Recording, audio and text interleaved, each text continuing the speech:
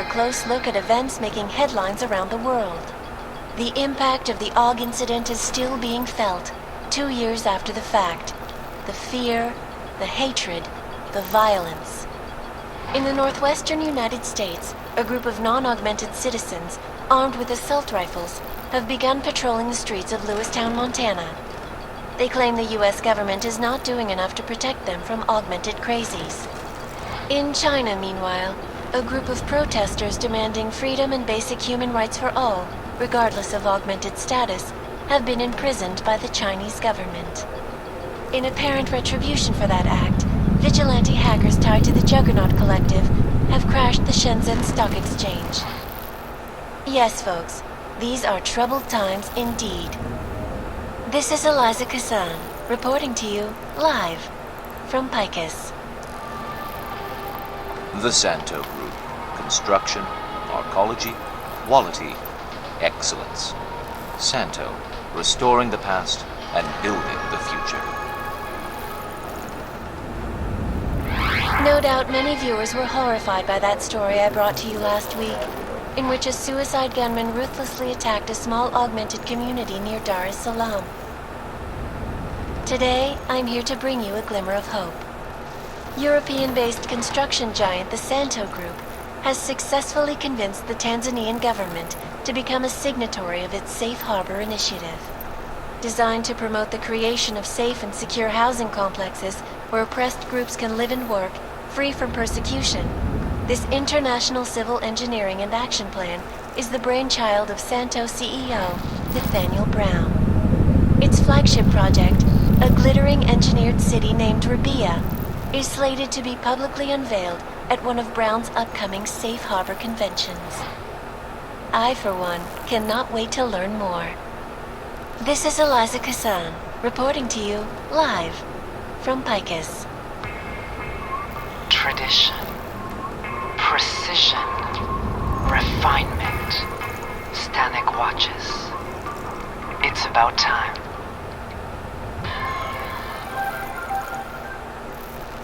In yet another augmented terror attack, 251 passengers aboard Sista Airlines Flight 451 were killed when an augmented passenger broke into the plane's cockpit and ruthlessly butchered its flight crew. Details recovered from the black box recorder suggest that the man may have been suffering flashbacks to the AUG incident, that horrible day 2 years ago when augmented people all over the world flew into a psychotic killing spree, causing the greatest loss of life in recent history. I cannot speak for you folks, but terrifying memories of that day still haunt me. It will certainly be a while before any of us forget it. This is Eliza Cassan, reporting to you live from Picus. Keeping you alive and clearing a way to your future. Proven. Safe. Versa life. Around the clock, around the world. Picus News.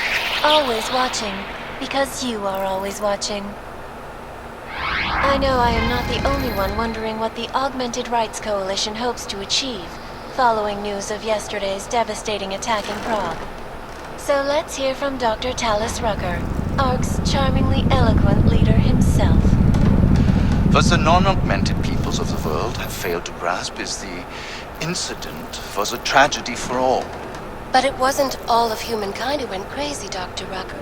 The loss of life on both sides was considerable, but instead of healing and dialogue, fear of the augmented has turned to hatred. Surely you cannot claim to be mistreated by governments when they have spent taxpayer money to build special living quarters for you and your kind. But when legislation forces augmented people out of their homes and into sequestered environments, there's no reason involved, only fear and expedience. And that is why I moved to the Utrecht complex. I thought you were forced to leave your native Germany. Were there not allegations that you... Those accusations were false. When I arrived in Prague... There was a terrorist bombing at a local church. But ARG had nothing to do with that. We are... A non-violent organization. Yes, you said that. That was 6 months ago. Earlier today, the Ruzicka train station fell victim to a bombing, the third to hit Prague in recent months. Is this really the face of a pacifist? Join the discussion online and let us know what you think.